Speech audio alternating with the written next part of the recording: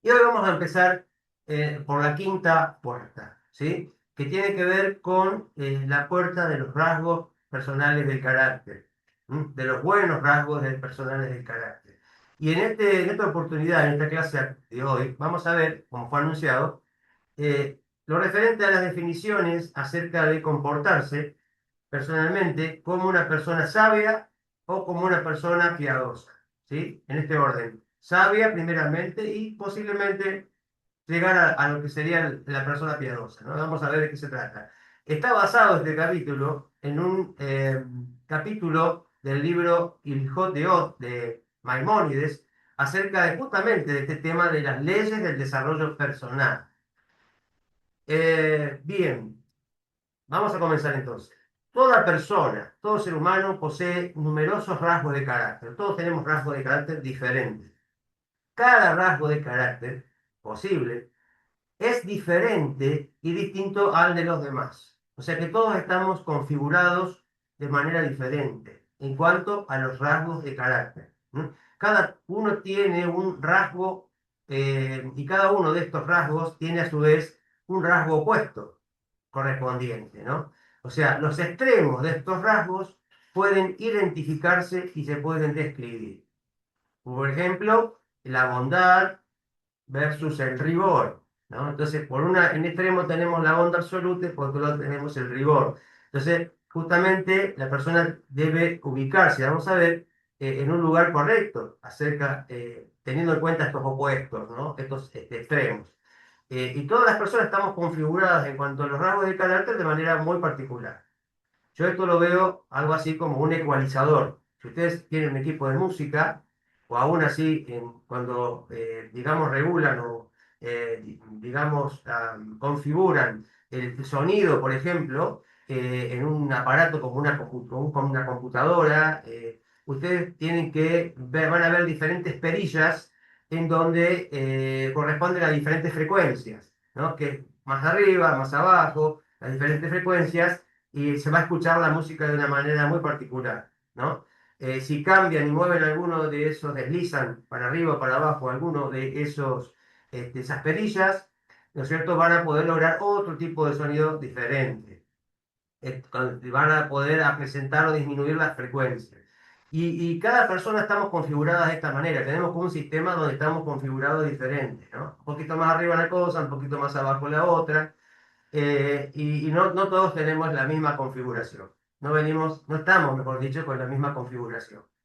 Entonces, tenemos, por ejemplo, un tipo de persona es enojona, iracunda, enojona, y está siempre enojada o constantemente enojada. En contraste a este tipo de persona está la persona tranquila, sumamente tranquila, que jamás se enoja, o si llega a enojarse, será de una manera muy suave, por poco tiempo, o quizás también ocurra muy de vez en cuando, raras veces, ¿no? Entonces no todos reaccionamos iguales, no todos tenemos los mismos rasgos en la misma forma. Entonces existe también la persona orgullosa, en contraste con aquella persona que es excesivamente humilde, ¿no?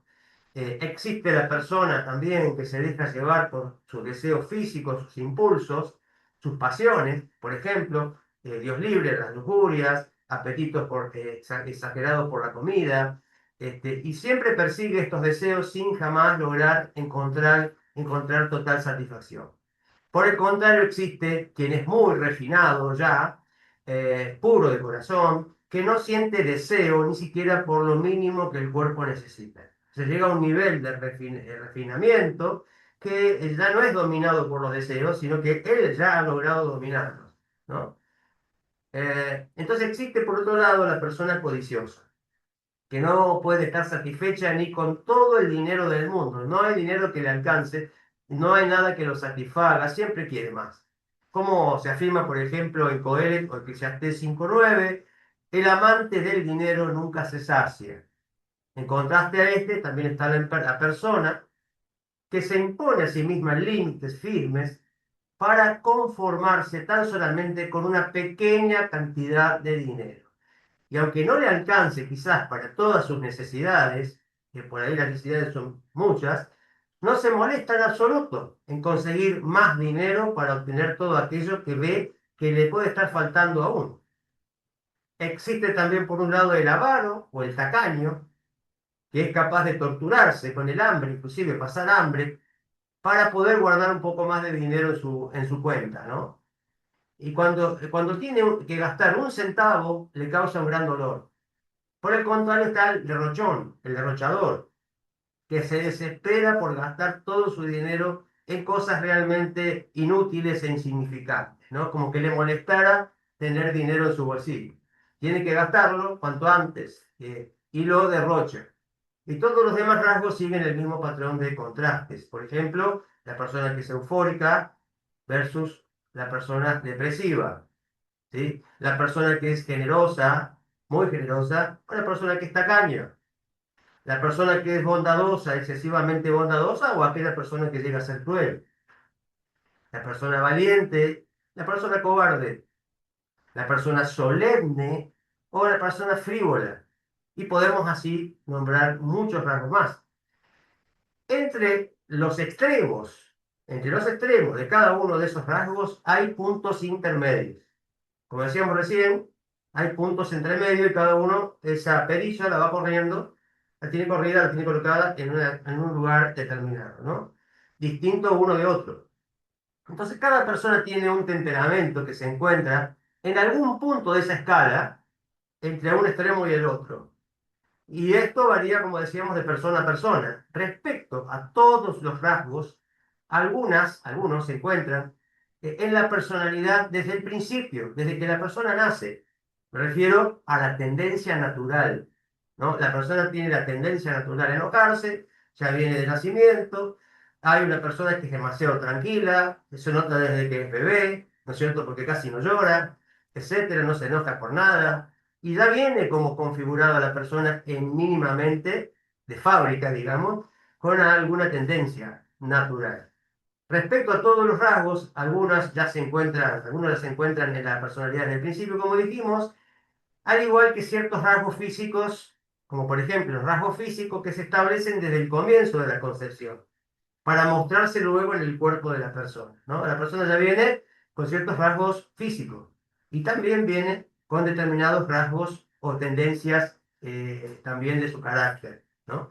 Entonces, algunos rasgos no están presentes enseguida, inicialmente, pero se van acomodando perfectamente con las características de las personas y por lo tanto se le pegan esos rasgos con mayor facilidad que otros, ¿no? Hay personas que tienen la tendencia a adquirir rasgos de un tipo y otros de otro tipo. Están más predispuestos a adoptar con el tiempo ese tipo de rasgos. Algunos rasgos se aprenden mediante la estrecha relación con otras personas. Es tan importante la crianza de los hijos, también con quienes se juntan, luego los hijos cuando crecen, el compañerismo, la amistad, etcétera. Es muy importante con quién nos relacionamos, porque de allí se aprende mucho de lo que tiene que ver con los rasgos del carácter, ¿no? Entonces la persona entonces adquiere por la educación, por el contacto con otras personas, adquiere rasgos, ¿no? Determinados. La persona también llega a adoptar algunos rasgos por sí misma, por su propia elección, como resultado de sus propias convicciones, de sus propias ideas.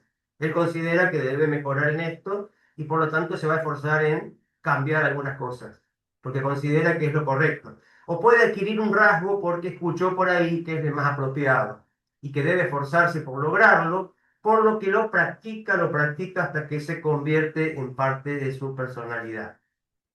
Los dos extremos de cada par de rasgos, hablamos de los extremos opuestos, que son muy diferentes entre sí, no reflejan caminos adecuados. Uno podría pensar que ser muy bondadoso está bien, pero no, ser muy bondadoso también está mal, porque ser muy bondadoso significa que le estamos dando bondad a las personas y no le estamos permitiendo tener su espacio, su lugar, y a veces es necesario restringir por el bien del otro. Entonces, ser demasiado bueno es malo, tan malo como ser justamente muy riguroso.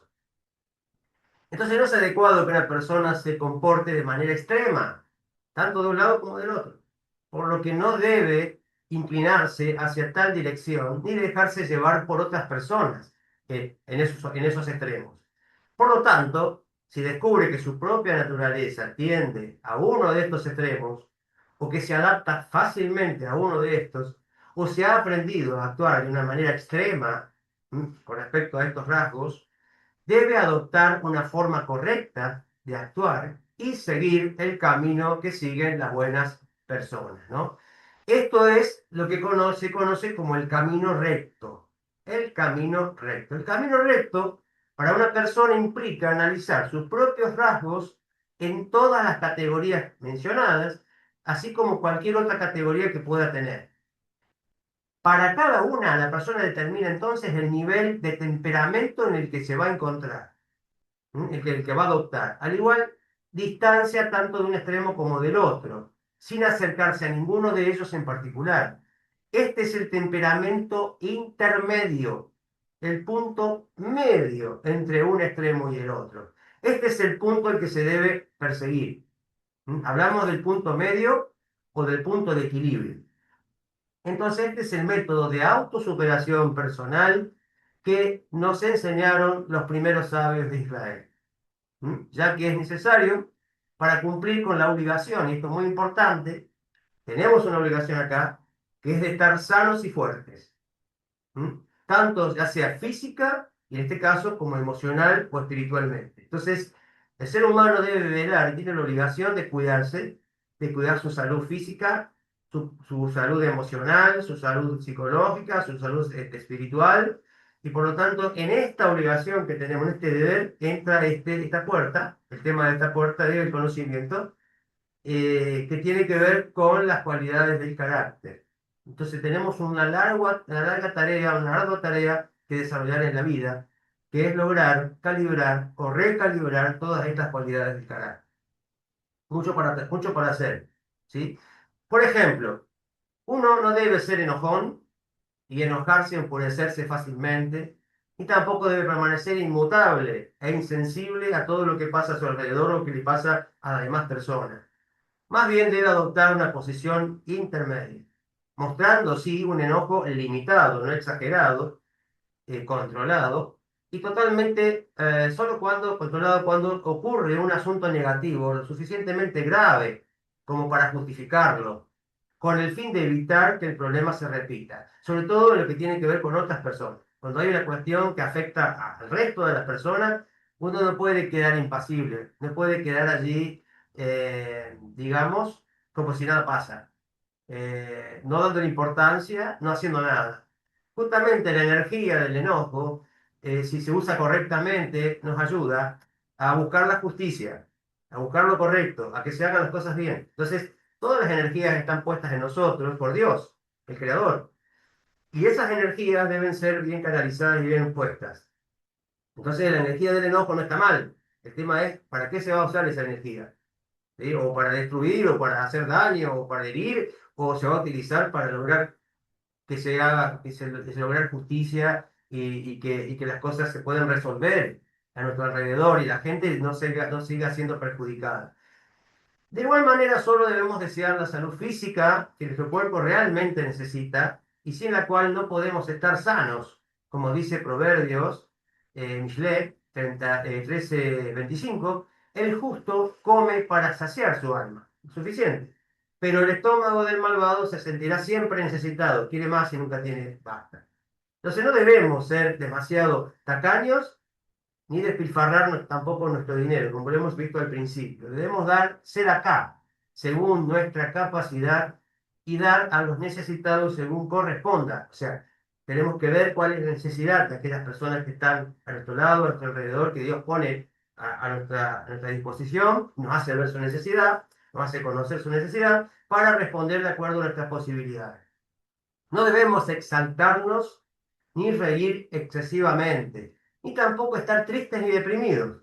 Más bien debemos estar tranquilamente alegres, en todo momento, con un gesto amable. Lo mismo aplica a los demás rasgos del carácter, ¿sí? Una persona no debe esclavizarse a su trabajo, o sea, debe trabajar para vivir, no vivir para trabajar. Debe también no esclavizarse a su carrera profesional, ni en la búsqueda del dinero como si fuera lo más importante de su vida, buscando siempre la manera de trabajar, por ejemplo, todas las horas extras disponibles para poder acrecentar dinero, pensando que él se logra su propio sustento por sus propios medios, descuidando, por ejemplo, por esto, sus deberes familiares, matrimoniales, la crianza de los hijos, la atención de los hijos, incluso su participación en la comunidad para hacer algo por los demás, no pensando siempre en sí mismo o en hacerse bien solamente a sí mismo, sino también en hacer lugar para hacer cosas por los demás. O el cuidado incluso de su salud a través del descanso necesario, porque al estar demasiado abocado al trabajo, descuida su salud.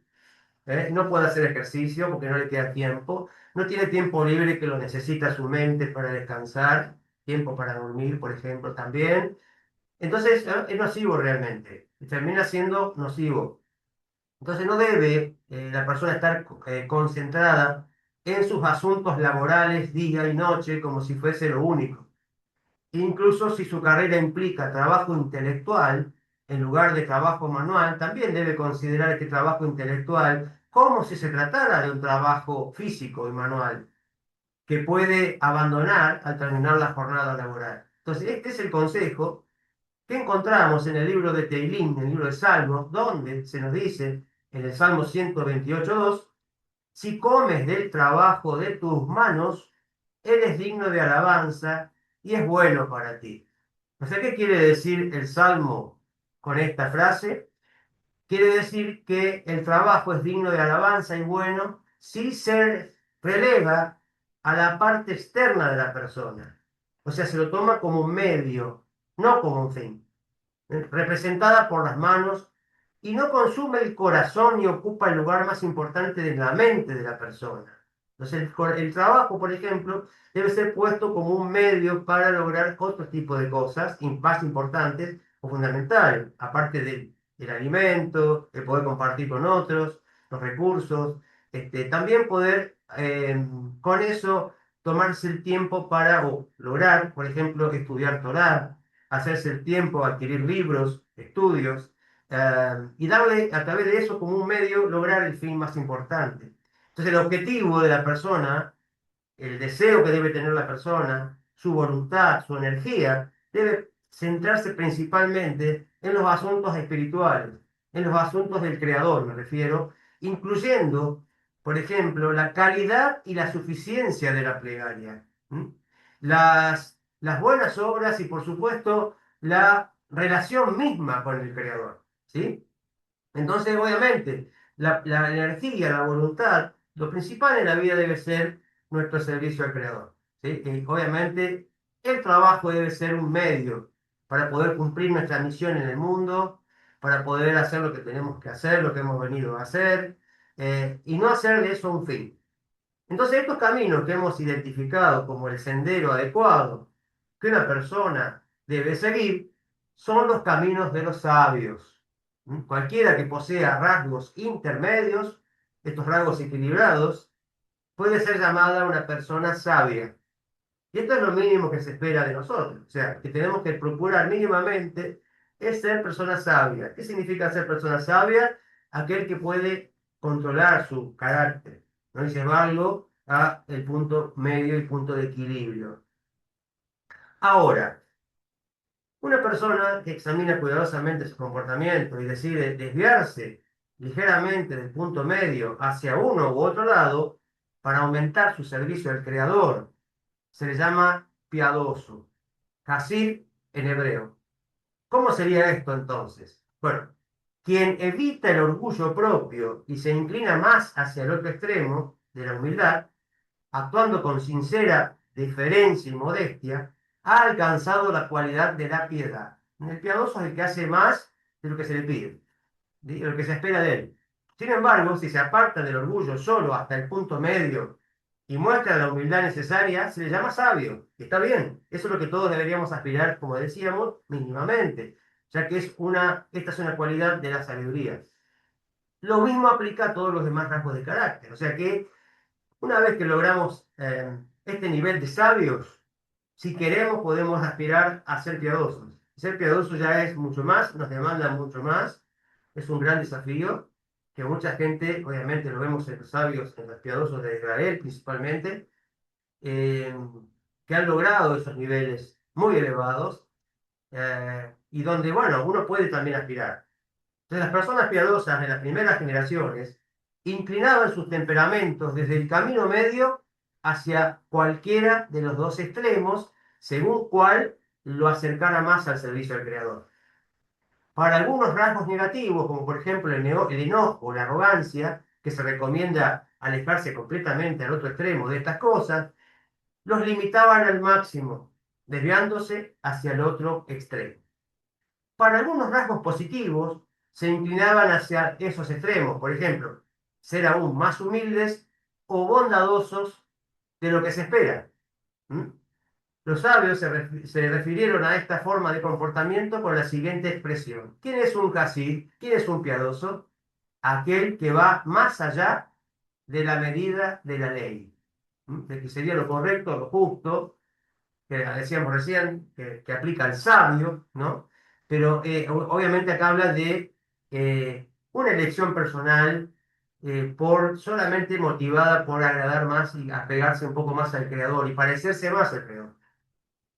Entonces, bueno, los rasgos que son apropiados y correctos para una persona son aquellos por los cuales el mismo creador es alabado él mismo en las escrituras. Los sabios dijeron, por ejemplo, así como el santo bendito sea es llamado misericordioso, así también tú debes ser misericordioso. Así como eres llamado compasivo, también tú debes ser compasivo. Y así sucesivamente, ¿no? Nos dice el Talmud. De manera similar, los profetas de la Biblia hebrea llamaron al Creador con otros títulos. Lento para la ira, lento para enojarse, abundante en bondad, recto, justo, sincero, etc. Lo hicieron para informarnos que estos son los caminos buenos y los caminos justos. Una persona está obligada a acostumbrarse a seguir estos caminos y a intentar, al menos, asemejarse cada día un poco más al Creador en estos aspectos, en la medida de sus posibilidades. Mínimamente debe la persona lograr el punto medio, mínimamente. Después podría ser un poco más. ¿Cómo podemos entonces entrenarnos, ¿no?, personalmente para seguir estos temperamentos hasta el punto de que se conviertan en parte permanente de nuestra personalidad? Y vamos a ver, debemos entonces, nos dice, obligarnos, y aquí hablamos de disciplina, aquí hablamos de esfuerzo, aquí hablamos de determinación personal, debemos obligarnos a realizar y repetir una y otra vez acciones que vayan de acuerdo a los puntos intermedios de cada uno de los rasgos del carácter.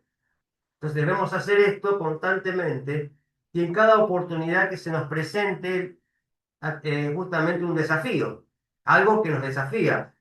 Tenemos que poner en funcionamiento la paciencia ante esta situación. Bueno, tenemos que hacer el esfuerzo, todo el esfuerzo posible para lograrlo, hasta que esas acciones no terminen resultando fáciles al final, con el tiempo, y no nos presenten ya ninguna dificultad. Al continuar de esta manera, estos temperamentos se van a integrar, van a formar parte finalmente de nuestra personalidad.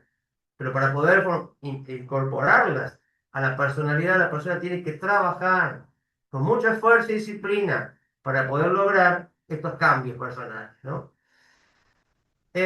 Digo que es importante tener en cuenta los rasgos de, como paréntesis, los rasgos de carácter, es muy importante tenerlos en cuenta porque a través de esto se logra un mejor cumplimiento de los preceptos. Si nosotros tenemos desbalanceados justamente los rasgos de carácter, nos puede jugar en contra y puede llevarnos a la transgresión o predisponernos a transgresiones específicas que tienen relación con alguno de esos rasgos. Entonces es importante lograr justamente equilibrar los rasgos de carácter para cumplir los preceptos correctamente. Nos va a ayudar en ello. A su vez, entendemos y conocemos a través de los sabios que la finalidad que tienen finalmente los preceptos es lograr el mejoramiento de los rasgos del carácter. Entonces es un círculo, digamos. Cuando uno logra mejorar el carácter, a su vez esto le va a ayudar a cumplir mejor los preceptos. y así sucesivamente. Bueno, dado que el Creador es llamado con estos términos y constituyen el camino recto que estamos obligados a seguir, hablamos de justo, misericordioso, compasivo, etcétera, este camino se le llama el camino del eterno, el camino del Creador. ¿Mm? Este es el legado que Abraham les dio a sus descendientes, a su familia. Como dijo el Eterno acerca de él, porque lo conozco, porque ordena a sus hijos y a su casa después de él que guarden el camino del Eterno, haciendo acá y justicia. Significa compartiendo con las personas lo que tienen, ayudando al que necesita, haciendo justicia, o sea, cumpliendo los preceptos, haciendo lo que tienen que hacer, lo que es correcto y justo. Y eso fue lo que le enseñó Abraham a sus descendientes. Quien sigue este camino se beneficia y recibe obviamente bendiciones de Dios, como dice luego el versículo, para que el Eterno traiga sobre Abraham lo que habló sobre él, o sea, que lo bendiga, que la bendición que estaba preparada para él se pueda plasmar en su vida, llegar a su vida. Él tenía que justamente preparar la vasija. Tenemos que preparar la vasija, sería preparar los rasgos del carácter, las obras de justicia, todo para que el Eterno nos pueda derramar en nosotros como recipientes dentro de nuestra vida, esas bendiciones que nos esperan.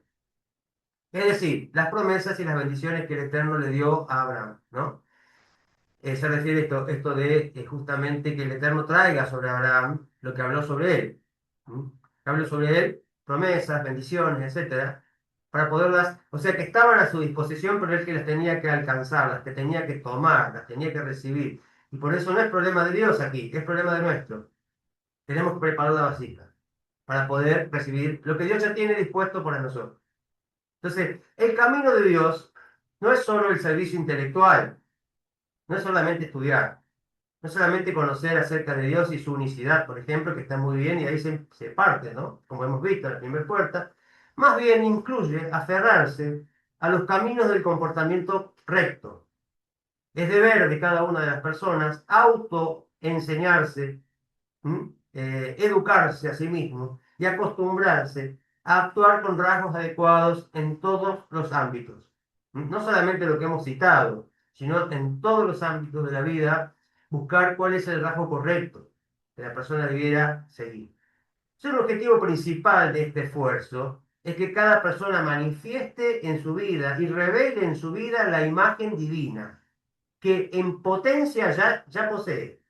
Ya potencialmente tenemos esa imagen, pero tenemos que mostrarla, tenemos que permitir que se muestre en nuestra vida.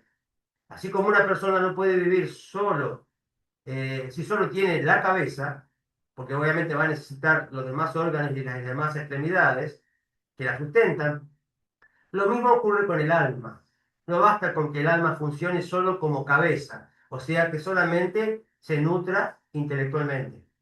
También necesita tener órganos internos sanos, que son los órganos internos del alma, vendrían a ser como el corazón, los riñones, etcétera, de nuestro cuerpo, vendrían a ser los rasgos correctos de carácter. Los rasgos de carácter vienen a ser como los órganos internos del cuerpo, los órganos internos del alma. Y manos y pies debiera también contar el alma con manos y pies adecuados, que son las acciones correctas que uno realiza en la vida, las cuales debe llevar a cabo como su segunda naturaleza. ¿No? Y acá, obviamente, para terminar, aclaro un poco el término segunda naturaleza. O sea, la persona tiene que desarrollar las acciones correctas y comportarse de una determinada manera como una segunda naturaleza. Este concepto de segunda naturaleza se utiliza para describir comportamientos que, aunque no son instintivos, o sea, no es lo que nos dicta el impulso natural, el biológico, nuestra naturaleza primaria, se han vuelto automáticos, instintivos o profundamente arraigados debido a la repetición, debido al aprendizaje, debido a la cultura, ¿no? Entonces, por eso el ser humano tiene esta capacidad tremenda de poderse mejorar siempre. Entonces, no, y de ir en contra de su instinto natural, que eso no lo pueden hacer los animales. ¿no? Y tampoco lo podrían hacer los ángeles que ya están programados para hacer una determinada cosa y no otra. Pero el ser humano, si bien venimos con una tendencia, un instinto, con inclinaciones incluso al mal, como decimos siempre, eh, la persona tiene la capacidad y tiene también el libre albedrío para ir en contra de lo que le pide su naturaleza y cambiarla. Es tremendo. Eso es una de las cosas que más se señalan como algo sobresaliente en el ser humano, que el ser humano se puede transformar a sí mismo, cosa que no puede pasar con otras creaciones.